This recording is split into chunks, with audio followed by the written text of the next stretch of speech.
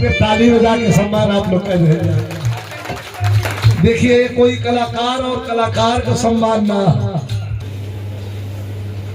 कौन है समझ लिया कौन देखली ना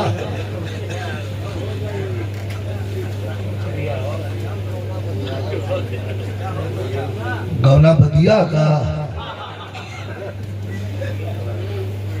चला ठीक है हर मौरी मिलल है न ठीक कैला हाँ जैसन पोस वैसन पगा। और ये श्री श्री बाबा वीर बौरहवा धाम और आशीर्वाद और पूजा के लिए ये बाबा का सुंदर तस्वीर चित्र भी प्रकट दहलन और रोशन रस्तोगी धानापुर बाबा की कृपा बनल है सब की प्रणाम। बाबा बेटा छल्ला लगल है किलो चल गए टाका में परिचय को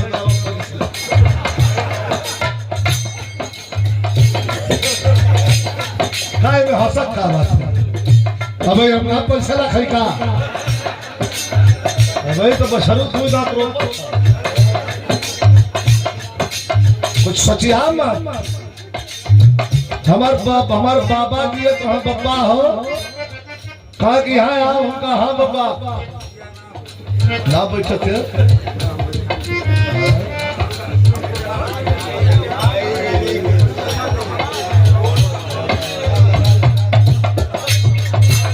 चला में छोट है तो ये बोल कर गलत हम धीरे धीरे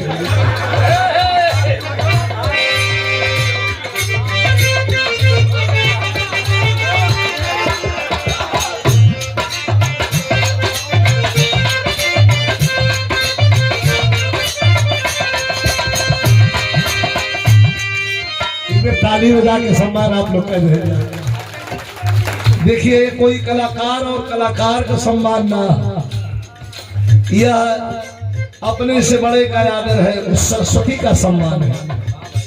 हम ना चाहिए कि केहुआ के हमके वाला पहराओ कलाकार लेकिन आप लोगों का संस्कार है आप लोगों ने पढ़ा लिखा है ये पढ़ाई लिखाई की देन है। हमेशा मैं अपने साथियों से बच्चों से जो हमसे कम उम्र के हैं युवा साथियों से कहता हूं कि जिंदगी में कुछ भी करना माता पिता और गुरु की सेवा कर देना बड़ों का आदर कर देना बुलंदी तुम्हारे कदमों में होगी कोई माई का लाल धरती को नहीं रोक सकता। लेकिन माता पिता एक भगवान के रूप है और गुरु का भी वही दर्जा है। आप लोग मानते हैं मेरी तरफ से बहुत बहुत आशीर्वाद धन्यवाद शुभ आशीर्वाद। एंटरटेनमेंट के लिए मनोरंजन के लिए तनी हंसी मजाक हो जाला लेकिन जहां भय नीचे उतरने के बाद अगौरिया कहीं रूप हो के चाहिए।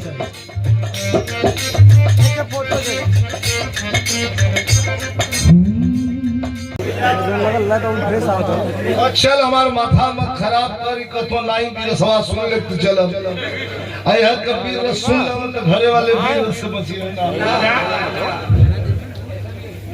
देखा पोस या परानी बड़ा भाग से मिलेली भाग तनी से आनंद ले जाए। भगत सिंह के फांसी पर एक दिन एक किताब लेके पढ़ ली वो किताब में लिखल रहल कि भगत सिंह के फांसी देहले से पहले पंडित जवाहरलाल नेहरू और महात्मा गांधी से 3 बार अंग्रेजों ने पूछा कई बार 3 बार कि क्या भगत सिंह को फांसी दिया जाए या छोड़ दिया जाए। तो 2 बेर तक पूछला कि क्या भगत सिंह को छोड़ दिया जाए तो ये लोग कुछ बोलबे न कहीं कहो हम बुराई को ना बतियाओ थे ये लोग कुछ बोलबे न कहीं। देख लीजिए अपने हिसाब से कह दिए होते कि नहीं छोड़ दिया जाए तो भगत सिंह की फांसी नहीं हुई होती। 22 साल का भगत सिंह जब फांसी के तख्ते पर झूला तो भारत वर्ष धू धू करके पूरा भारत वर्ष जल रहा था। 16 साल 18 साल 20 साल 22 साल के बच्चों ने हाथ में तिरंगा झंडा लेकर के और कदम बढ़ा के चल दिए थे कि सालों कितनों को फांसी पर चढ़ाओगे। अब हम रुकने वाले नहीं हैं। तुम जवानों के लिए कभी कहते हैं कैसे मात्र वीर भाव हो कैसे आवा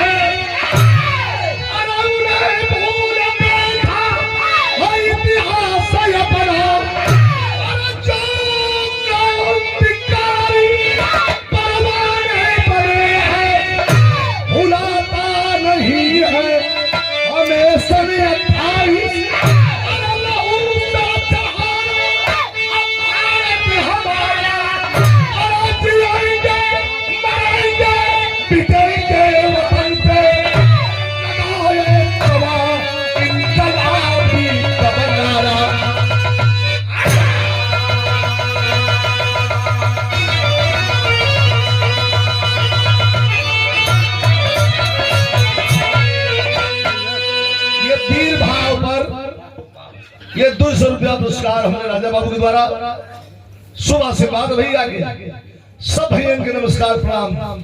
बड़ी आनंदमय भाव हो आप लोगों के पता भी चल जाई कि बिरहा काहे के सुनल जला देखत है हमरे बाऊ लोग बड़का बाऊ लोग भी बैठल होंगे तो पता चल जाई लोग सबका बिरहा सुन ले होंगे ते बिरहा से था लग जाई।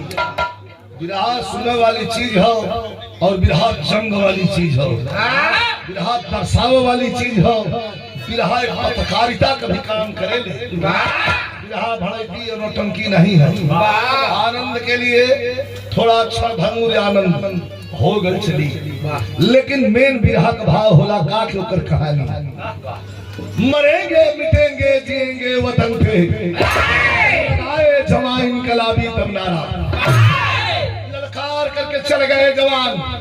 भगत सिंह के फांसी ने पूरे देश को लाम बंद कर दिया। लाम बंद का मतलब है एक झूठ कर दिया। और जवान तो फांसी चढ़ने के लिए लाइन में लग गए और क्या कहने लगे मास्टर,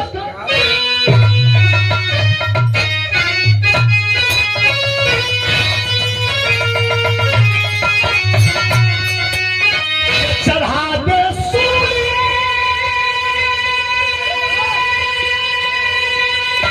छाती ठोक के जवान कहते हैं कि चढ़ा दे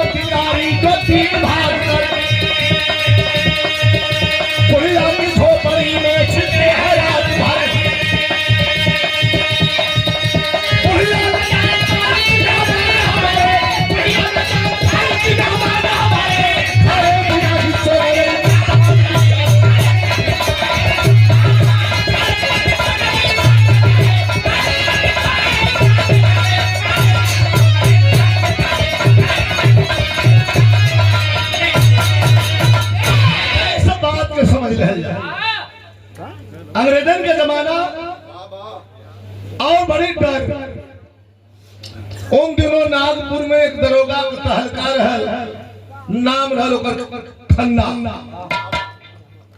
नागपुर के नदी के तटवर्ती इलाके में एक छोटा सा गांव, और वो गांव में रहे वाली एक माई जने का नाम रहल मंगली।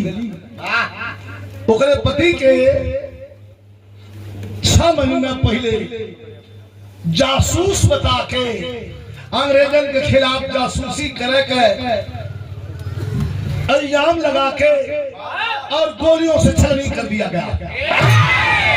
बुढ़िया मंगली माई एक लड़का 22 साल का सोने के लेके घर से निकल गई और आके अपने खेते में नदी के किनारे एकदम टापू वही जब बनौलस घर और वही जगह है लगल बगल में खेत।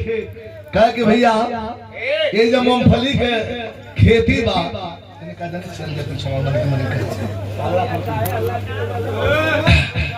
मूंगफली का खेती बा, लड़का जौन है वो खेत में रहत बा। माई कहलस के बचवा तोरे बाबूजी के मार देहलन अंग्रेज, तोके बचावे बदे हम छोड़ के अइली है गांव में रहा। गांव के लोग का जने कुछ हर वक्त करके हमरे लड़कों के मरवा दे। कोई नदी के किनारे थे घर और घर के ऊपर वो सारी वही में अपन रहे लगल। कभी कहानी में लिखत हो कि एक रोज क्रांतिकारी जो 3 भाग कर बुढ़िया की झोपड़ी में छिपे हैं रात भर, वो बेचारी के क्या पता हो 3 मिलाई 11 बजे रात का और बुढ़िया के झोपड़ी में घुसे लगल। अंदर वाले घरवा में सुतल रहल, सोचे लगल कि कौन चोर हुआ, फिर हंसा लगल। कह कि कुछ है का हमारे घर में का ले गई है चोर का के वो होई आराम कर दा। तो माई मतिन सोची ना, यह सोचे लगल कि काजनी कोनो ही इतना होखा रतिया के 11 बजे रहल, लेकिन वो रहल के यह तो विरहा का मेल भाव हो। राजगुरु सुखदेव और चंद्रशेखर आजाद पुलिस ने खेदले रहल, अंग्रेजी पुलिस नदी तैर के वो जाड़ा के दिन में के करे बदे, हमारे बदे, आपके बदे, ये धरती के बदे आजाद कराओ बदे भागल रहल पुलिस से जान बचा के। तो सोचलन कि कपड़ा भी भीजल हो, कहे नहीं सुनसान घर हो, ये घरवा में रात बिता ले जा। आवाज धरन कोई ना बोलल। माई बुढ़िया मंगली भीतर सुतल रहल, ओई दलनिया में गइलन, कुछ चदरा कमरा बोरा जौने भी मिलल कथरी उथरी बिछौलन और बिछा के तीनों सुत गइलन। तो कभी कहतो कि बुढ़िया न जान पाई कि मेहमान हमारे आए बिना ही सो गए इंसान बेचारे। देखा कितना पहले सभ्यता रहा। हम ही गावत वाली गाजीपुर से जब अपने घरे से आदमी दूसरा को चंदौली का, बनारस का और बलिया का, गोरखपुर को चल जा लिखावे बड़े प्रोग्राम सुनिल भैया, तो हमारे घरे माई, बड़की माई आजी रही, बड़की दीदी सब परेशान हो जाए। अरे बाप रे बाप, आदमी जल्दी पहले पानी ले चला। अगर जेठ दोपहरिया रहल, जेठ बैसाख रहल तो चट दे तुरंत शरबत बने, ना दही रहे तो तनी सा दूध है डाल जाए, दाना वाना दे के 2 गिलास पहले 2 गिलास पिया के तब तो पूछा कि जी बताओ जा कहाँ से आओ। आज जाते आदमी पूछा पानी वानी पियबा हुआ कुछ तो इतना ढीठ हुआ, पूछा खाना तो खा क्या जला कहाँ से कहाँ जमाना चल रहा है। हमारे पटिया में कुछ लोग हो दरवाजे पर भी चल जाए, पानी दाना ना लिए लिया कि मिस्टर लाइन में सीसी कहा बहुत ठंडा अब का ये है तू भगत आओ भगत। बढ़िया माई सुतल है अंदर। आई तीनों जाने राजगुरु सुखदेव चंद्रशेखर आजाद तो जाने वही जौन बाय कौन वही दलान में सुतल हो। लेकिन बुढ़िया माई सोचत का हो इठे तर्ज लग गई, जने तर्ज के इठे लड़का तहलका मचल रहल छपरा में, चुनाव लोगों के हरा देहलन। लेकिन जान जा कि सबके नकुलन चना से बोले ना खेसारी लाल यादव वही कई गीत बा कैसा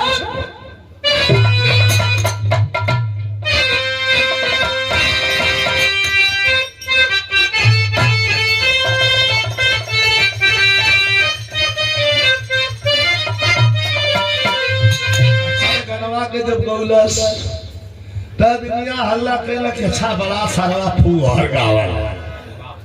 अब देखला ये फुहर ना जब भगवान शिव कामदेव के भस्म कैले रहलन तो कामदेव के औरत रति रोवे लगलिन कि हमार सुहाग उजड़ गल माता कैसे मिली। कहे घबरा मत जल्दी तोरे पति कामदेव का जन्म हुई कृष्ण का बेटा बन के जन्म यह नाम रही अनिरुद्ध और उनका हरण करी बड़ा सो और ले जाइए करे बाद समुद्र में फेंक दे। वही जैसे मछली ग्रहण करी और मल्लाह मछली पकड़ के ले जाई और पेट के फाड़ के अनिरुद्ध के निकाली राजा के दरबार में गई है। और वही राजा दासी के थमा दी वो दासी तू ही रहू पाल के अपन पति तैयार के लिया तब दुल्हन रति है और कामदेव के रूप में अनिरुद्ध के रूप में कामदेव हुआ लड़का।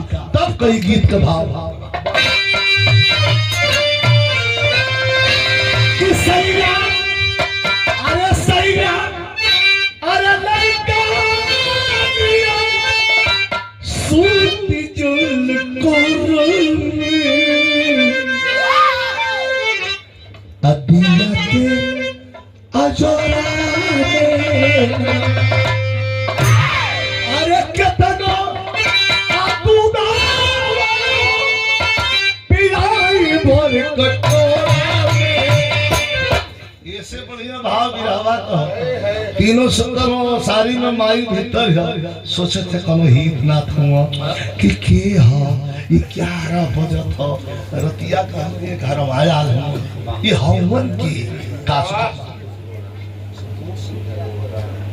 ये देखे उधरा की धरती से हमारे संतोष यादव छोटे भाई के द्वारा 200 रुपया पुरस्कार बहुत बहुत का सोचत बा माई मंगली कि भाई अरे भाई तू मेरा दिया बितावत बारी सपना सजावत बारी हो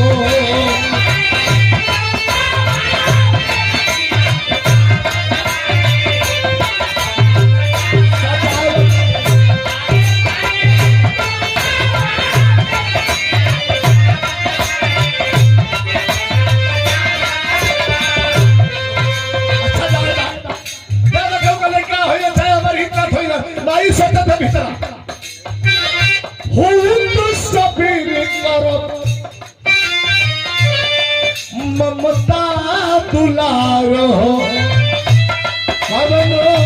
चमनवा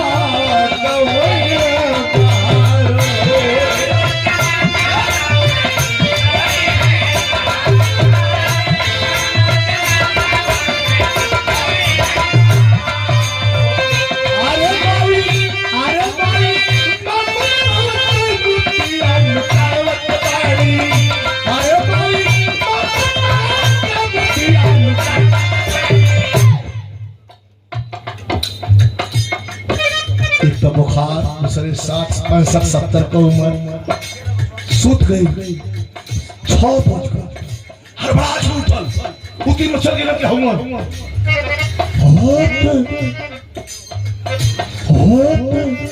सवेरे माई अंगना मारली अरे जाई के दलनिया में अपन निहारली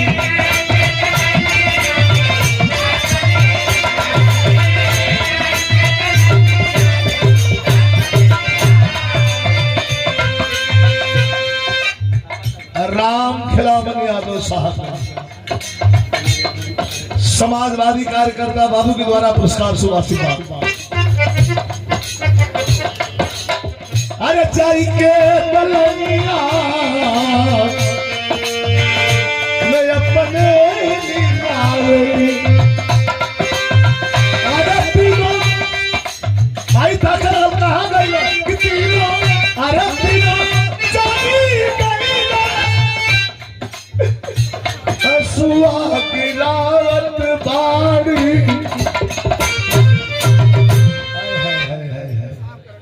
बैठ जाओ चाचा तीनों छेड़ छेड़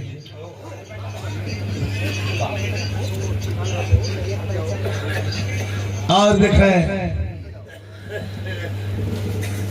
इतिहास दंगल बौरावा बाबा समिति से हमारे संजय यादव भैया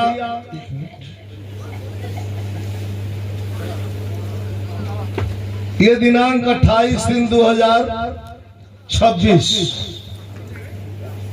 कौन मंदिर है? संगत मंदिर धारापुर में विराट विरहा का कार्यक्रम गायक डॉक्टर मन्नू यादव चंदौली और सुमित्रा नंदनी इलाहाबाद। ई कार्यक्रम का आनंद आप लोग लिहन। विरहा फलत रहे, फुलत रहे, होत रहे, चलत रहे, यही सोच हो।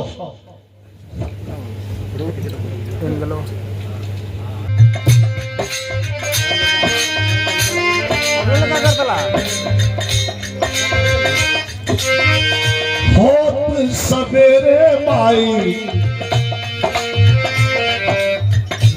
अंगना बारली,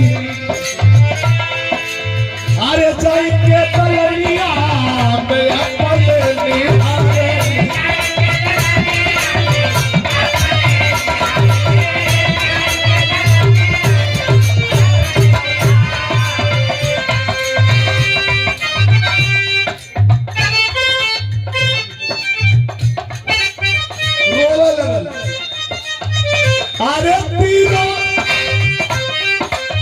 अरे पीनो आंसुआ गिरावत पानी। आय हाय हाय, जैसे पागल परान खोजला, मृगा कस्तूरी खोजला, वही तरह पगला के माई मंगली खोजे लगल कि करे तीनों कान वाला हरे आई रतिया का चढ़ गई। ये मेहमान नवाजी है। दुआ भारत मार मंगली बाई कई लेनिया 3 थे हां छुट्टियां मिस्टी पर गाल थे देह पर खड़ा हो तब वो खिंचा लिया। आज जरा बहनी जिया खुश रहा, जरा बहनी खिंचावे का मन करे कुछ लेके आओ, खिंचा ले, कोई दिक्कत थोड़ो। हमारे सुजीत यादव भैया विदेशी प्रत्याशी सिहावल के धरती से पूर्व छात्र नेता विश्वविद्यालय इलाहाबाद भैया के सुना से बाद मालिक मनोकामना पूर्ण करे। दुआ भारत में रोवत बा की चल गइल रे उ तीनों कवन रहला हम तब तक वो है खन्ना दरोगा। तने देखिए कहानी कैसे बांधल है, उस्ताद लोग कैसन बिरहा गया। वह खन्ना दरोगा जीत में बैठल 4 सिपाही के लेके और बुढ़िया के दरवाजे पर आके जीत को ब्रेक ले उतर गल धड़ाम दे नीचे, करेजा गड़ाए गल। माई मंगली सोचे लगल के रे बाप रे बाप, हमार सुहागी है अपने हाथ से उजरले रहल गोली मार के। आज फिर हमारे दुआरी पर आ गल, गनगन गनगन कांपे लगल, कहे कि ये दरोगा जी हमार लड़का कहीं न जाला। दरोगा जी हमार लड़का हमेशा हमारे कहले में रहला, खेतों में रहला, घरे आई फिर खेते जाई, बजरियों जाइला तो हम संगवे लेके जाइला, कोनो शिकायत ना न हो। खन्ना दरोगा लाल लाल करके और कहा, रे मंगली मैं तेरे बेटे के लिए नहीं आया हूँ। वो तीनों कहाँ गए? कहा कौन तीनों? कहा पागल मत बना, रात भर अंग्रेजों के नाक में दम करने वाले राजगुरु सुखदेव और चंद्रशेखर आजाद तेरे घर में बिताए हैं रात। कहाँ छिपाई है? आही दादा, माई बुढ़िया के जैसे करेंगे। अरे राजगुरु सुखदेव हमार चंद्रशेखर भैया रहा। अरे बाप रे बाप, इतना सवरी का कुटिया धन्य हो गई साहेब। कई तो बड़ा दुख का बात है साहब। कहा कैसा का कहत मास्टर?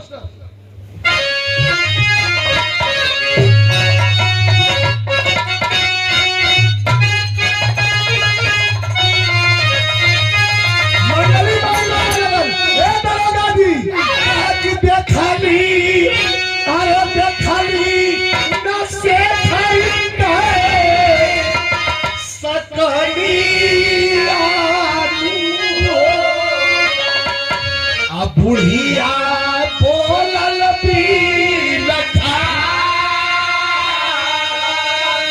कैसे चलावे दाल, अरे कैसे चलावे दाल, कोई आदमी हो अद्दी हद्दी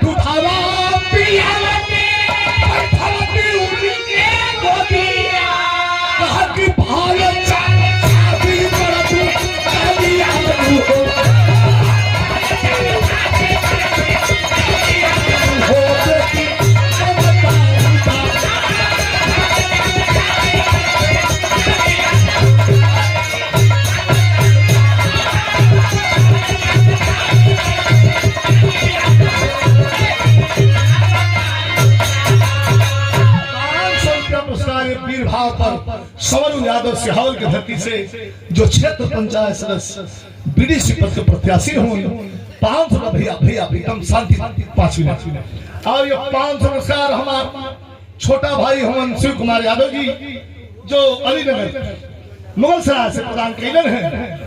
तय दरोगा जी हम डरवाला मत जनती की अगले चंद्रशेखर पैरगिया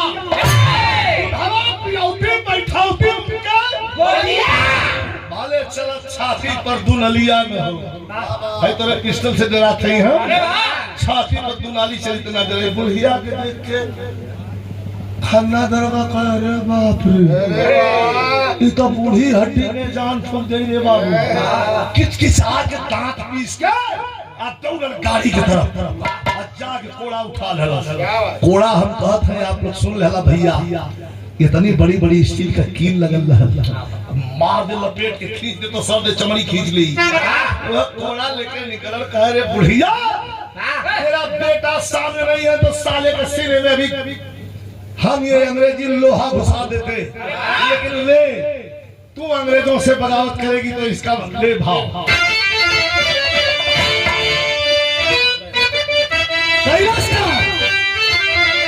को भी तो भाई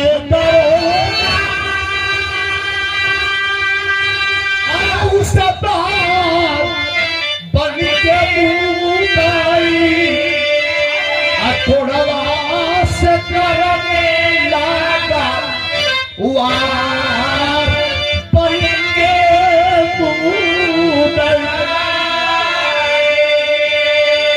वीरस के बिरहा में 2 लाइन करोड़ रसो के बुढ़िया माई के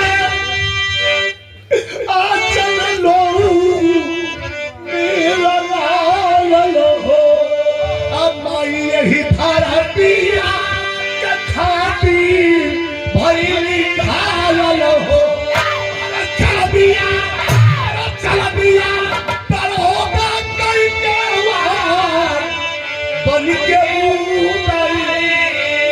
बुढ़िया लाचार बन के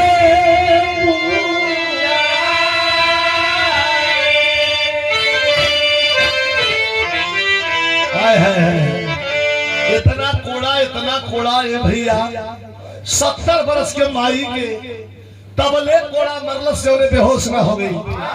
पानी पानी पानी पानी चिल्लात बा लेकिन कोई डर के मारे पानी पियावे नहीं गए। लेकिन 1 घंटा के बाद अब बिरहा जैसे मोड़ने लगा काट के लकड़ी जंगल से बुढ़िया का बेटा लाया है। लकड़ी जंगल से बुढ़िया का बेटा लाया है। रंजिता माता को गोदी के बीच उठाया है, आंखों में आंसू, इतना भैया बैठल हुआ के ऐसा हुई क्योंकि माई पर कोई वार कह दिया वो नहीं बैठल जिए था, उठा के गोद में रोवन लगल, कलश की माई तुम्हार पार हालत के कैलस माई, हमके आंख खोला बतावा माई, पानी का छींटा दिया, होश में आई तो बोली बुढ़ी आए लाल मेरे, बोली बुढ़ी आए लाल मेरे, आजादी सुमन खिलाना तुम, लोहू के कतरे कतरे का चरखे हिसाब चुकाना तुम, में कुछ बचा या न बचा खन्ना दरवा के छोड़िए मत बेटा, कहा कैसे तो के यतीम बनावा तेरे बाप के मरलस, बर्दाश्त कर ली तो के लेके गांव छोड़ के निकल गई, आज हमके भी मार देला, कल कौन औरी लड़का यतीम करी तो सबसे पहला टारगेट बेटा दुनिया के अंदर, बेटा दुनिया के अंदर समझो कि है ईमान वतन, प्राण से प्यारी मातृभूमि और समझो के भगवान वतन, बुढ़िया प्राण छूट गया, केहू डर नहीं आयल गांव से, यही तरीका ना अपने हाथ में उठौलस, नदी के किनारे लिया के चिता सजा के, और जब आग लगा दिलस धू धू करके माई का चिता जला लगल, तो ही चिता में एकर सहूलियत और एकर जो संस्कार रहल माई का सिखावत लोही में दे आ का कलश मास्टर बिरहा चंद्र में पड़ जा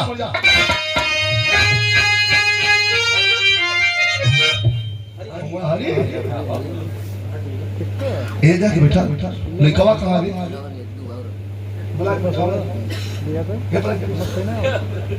दिखाई हमारे ये पगही से हरि यादव जो हमारा छोटा भाई हूँ और 20 साल हमारा संगत कैलन और भैया के बहुत बहुत शुभ आशीर्वाद धन्यवाद हो, लेकिन बात मत छूटा मास्टर, लेकिन कभी कहा थोन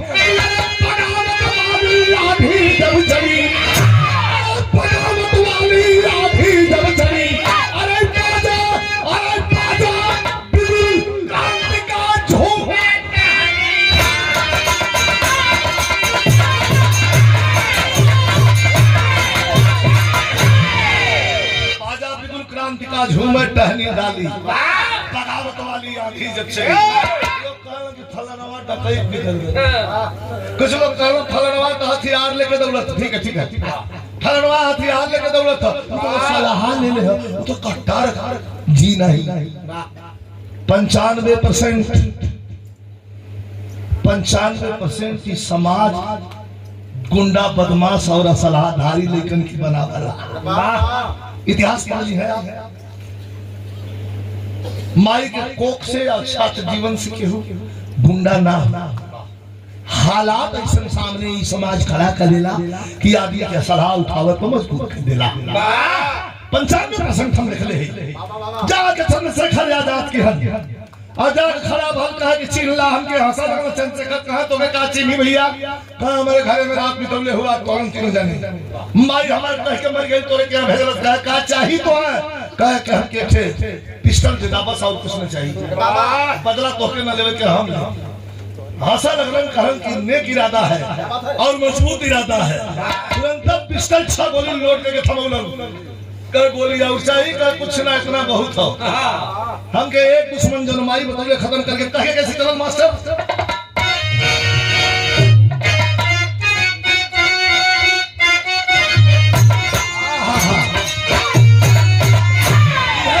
चलल कि हम तूफानवा करबे हम तूफानवा करबे हम तूफानवा करबे चाहे नहीं है चाहे नहीं है